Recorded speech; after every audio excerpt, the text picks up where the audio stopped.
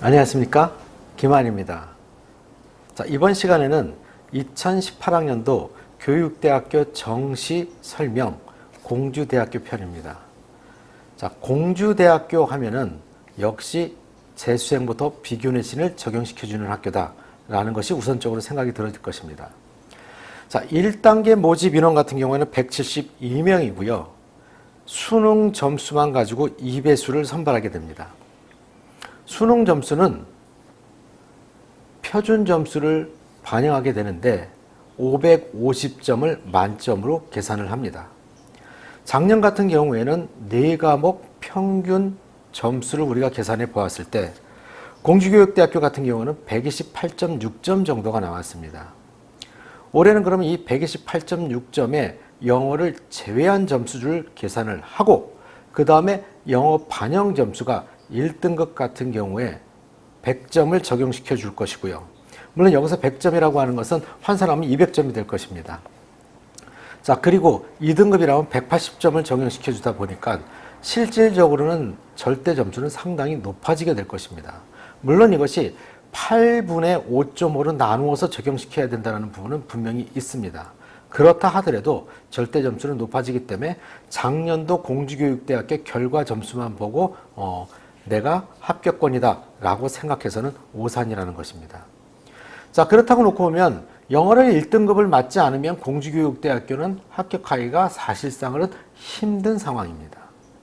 1등급과 2등급의 점수 차이가 굉장히 많이 난다는 것입니다. 또 한 가지, 공주교육대학교 내신이 한 단계에 8.8 정도의 점수 차이가 난다는 것을 여러분들이 생각해 보시기 바랍니다. 자, 그러면 한국사 같은 경우는 어떻게 되느냐 하면 1등급, 2등급 모두 2점을 주기 때문에 큰 영향력은 없다, 이렇게 생각하시면 됩니다. 그 다음에 공주교육대학교에서 면접 점수가 50점, 3%밖에는 적용이 안 된다 하더라도 실질적으로 점수 간, 내신 점수 플러스 그 다음에 수능 점수를 합한 이 점수의 관계와 면접 점수의 관계를 놓고 보면 3%밖에 안 되는 것이 내신 점수나 수능 점수를 합한 점수보다 차이가 많이 난다는 것입니다. 그러니까 여러분들이 면접을 잘 보아야 되겠죠. 공주교대 역시도. 공주교대 면접 같은 경우에는 실질적으로 시사성 관련된 문제가 출제가 됩니다. 5분 정도 면접을 보게 되는데요. 시사에 관련된 문제 하나, 교육에 관련된 문제 하나, 그래서 두 문제를 보게 되는데 첫 번째 제시문을 보고 숙지를 해서 들어가서 말씀드리면 그 문제에 해당되는 교직 문제를 교수님이 말씀해 주시면 그거에 대해서 답변을 하고 나오면 됩니다.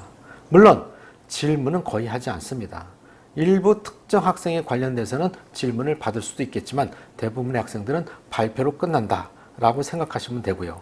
공주교육대학교 면접이 어려운 이유는 시사성 문제가 자주 나온다는 것입니다. 자, 이 부분에 대해서는 여러분들이 한번 생각해 보시고 꼼꼼하게 준비하시기 바랍니다. 좀 더 자세한 내용들을 여러분들이 아시고 싶다면 실제로 김한 컨설팅 설명회 또는 교대입시연구소 홈페이지에서 확인해 보시기 바랍니다. 여러분, 감사합니다.